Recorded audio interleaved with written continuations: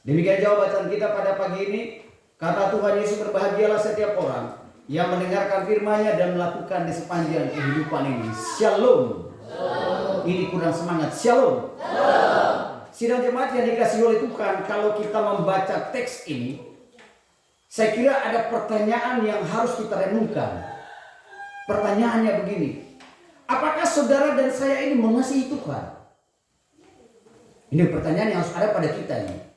Apakah saudara dan saya datang ke sini karena bentuk kecintaan kita kepada Tuhan?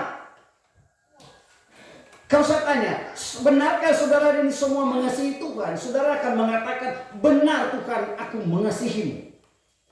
Tapi ingat, sebuah pertanyaan ini sama seperti yang pernah ditanyakan Yesus kepada Petrus. Simon anak Yohanes, apakah engkau mengasihi aku lebih daripada mereka ini? Simon menjawab, benar Tuhan, aku mengasihimu. Dia jawab santai sekali. Tapi Yesus tanya sampai ketiga kali, Simon anak Yohanes, apakah engkau benar mengasihi aku lebih daripada mereka? Dia tidak mampu untuk menjawabnya. Dia diam dan dia menangis. Dia menangis. Kenapa Petrus harus menangis? Sebab dia menyadari kalau mengasihi Tuhan tidak sekedar kita cuma ucapkan. Mengasihi Tuhan itu berat loh. Mengasihi Yesus itu berat. Nanti saudara akan tahu sendiri. Benarkah saudara itu benar-benar mengasihi Yesus? Ayat 15 mengatakan, jikalau engkau mengasihi aku, maka segala perintahku akan kamu lakukan. Orang yang mengasihi Tuhan adalah orang yang melakukan perintah Tuhan. Pertanyaannya, semua perintah Tuhan dapat saudara dan saya lakukan atau tidak? Berat kan? Makanya itu ketika pertanyaan ini datang kepada Petrus, dia menangis. Dia menangis karena ada sebuah tanggung jawab. Orang mengasihi Tuhan itu perlu tanggung jawab besar. Ayat 15 tuh Yesus mengatakan begini. Jikalau kamu mengasihi aku, kamu akan menuruti segala, ini kata segala loh, segala perintahku, banyak perintahku. Keluaran pasal 20 itu yang menceritakan tentang ke-10 firman Tuhan. Jangankan segala perintah Tuhan, sudahkah saudara dan saya mampu untuk melakukan semua perintah Tuhan seperti yang tertulis dalam Keluaran pasal 20? Nah, salah satu perintah, hukum yang pertama, hukum yang kedua, hukum yang ketiga, ada 10 perintah Tuhan. Sudahkah saudara dan saya melakukan semuanya itu? Saya kira kita harus dengan jujur mengatakan dengan jujur.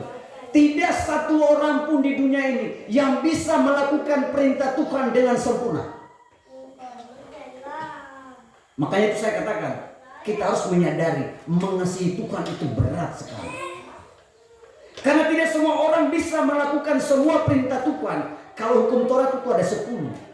Di dalam terjemahan kehidupan orang-orang Yahudi itu, di terjemahan dari 10 itu dibagikan, itu ada sekitar 6.600 pasal. Dari 6.600 pasal itu diterjemahkan lagi di dalam kehidupan berhari-hari, kehidupan setiap hari itu beratusan ribu. Pertanyaannya, bisakah kita melakukan semua itu? Saya kira tidak bisa. Karena sesuatu, Yesus menyadari bahwa semua perintah itu tidak bisa dilakukan oleh manusia seutuhnya. Maka disimpulkannya dengan semua perintah itu, dengan disebut dengan kesimpulan daripada Taurat Tuhan. Yaitu dengan kasihilah sesamamu, kasihilah Tuhan Allahmu dengan segenap hatimu, dan dengan segenap jiwamu, dan dengan segenap akal budimu.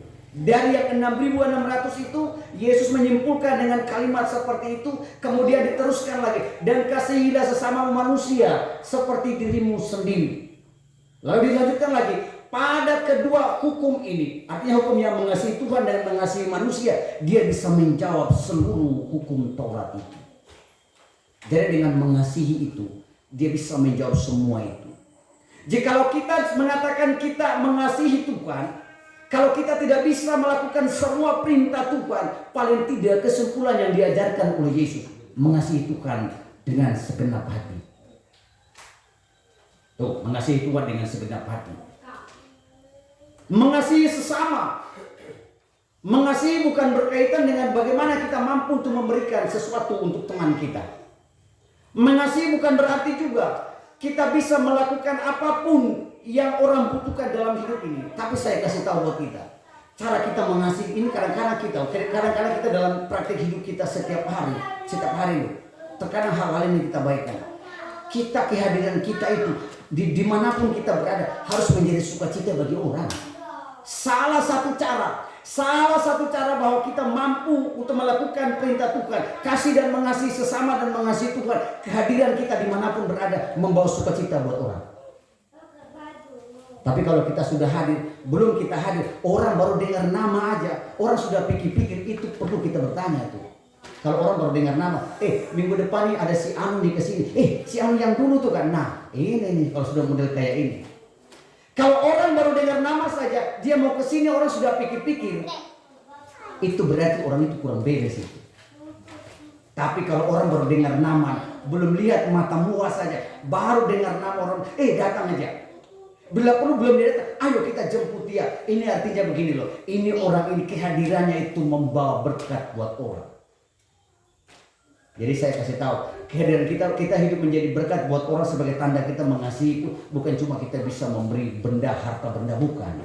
Tapi kehadiran kita pun membuat orang tersenyum, itu kita jadi berkat untuk orang. Kalau kita tidak bisa menjadi berkat dengan memberikan apa yang harus kita berikan, paling tidak kita hadir, kita membawakan senyum kepada orang sukacita, kita jadi berkat untuk orang.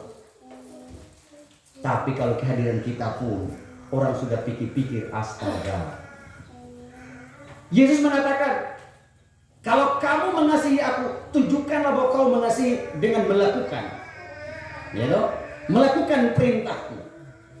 Tadi saya katakan berat sekali. Justru karena dalam segala sesuatu yang berat itu, berat untuk kita lakukan, maka Yesus mengajari supaya kita bisa melakukan.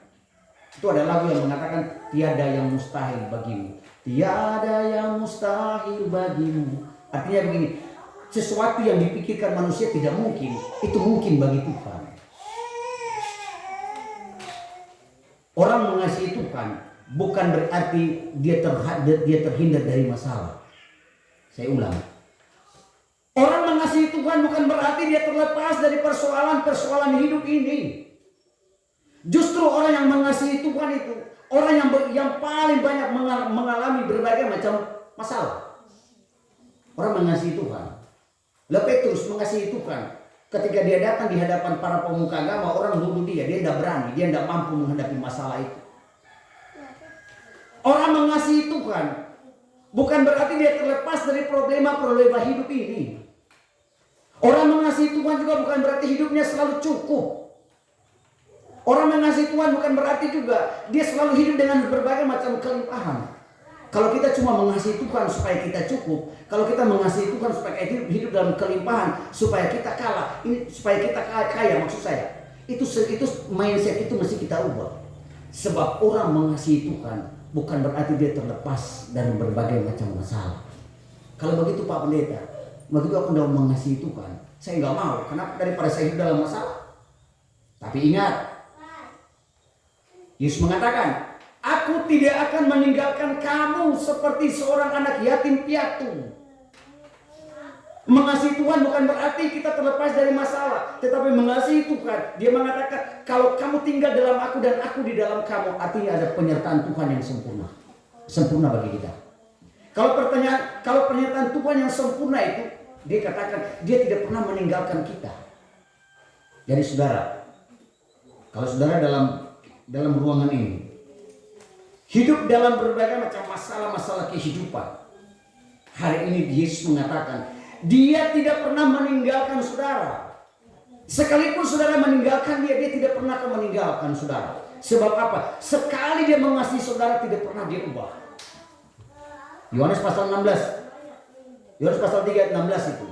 Karena begitu besar kasih Allah akan dunia ini, sehingga ia mengaruniakan anaknya yang tunggal, supaya setiap yang percaya kepadanya tidak binasa, melainkan beroleh hidup yang kekal. Saya tanya,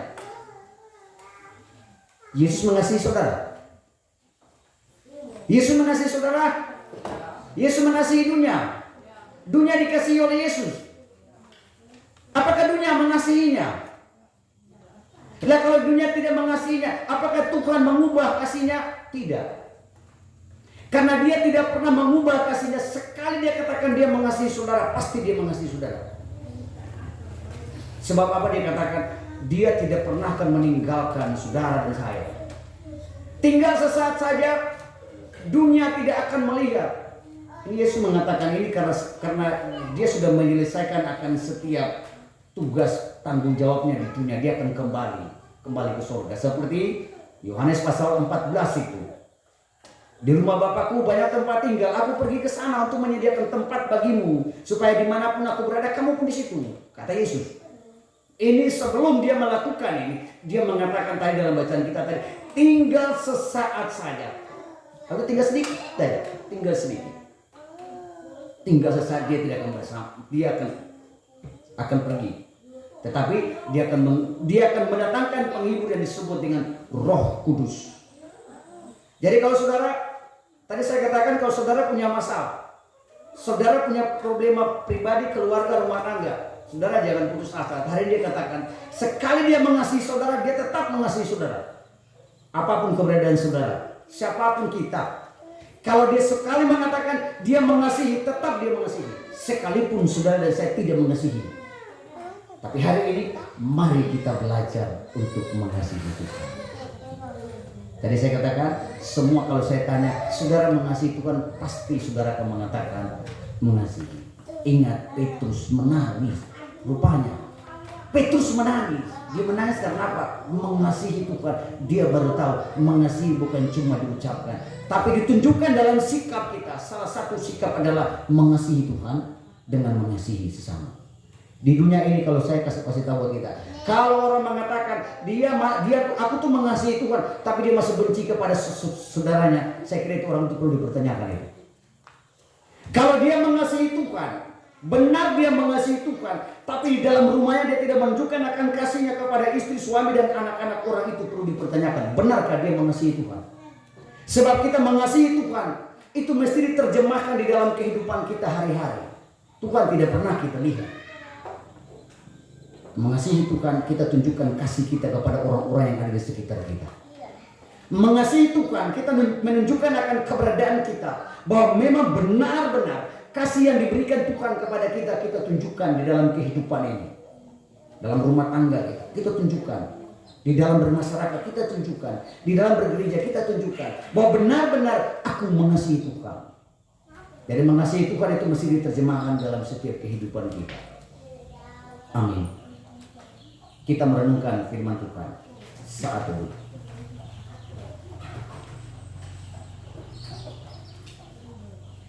Allah yang Maha Kuasa, kami berterima kasih kepadamu ya Bapa.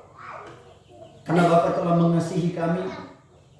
Kami tahu dalam setiap keberadaan kami Tuhan pasti mengasihi kami, dan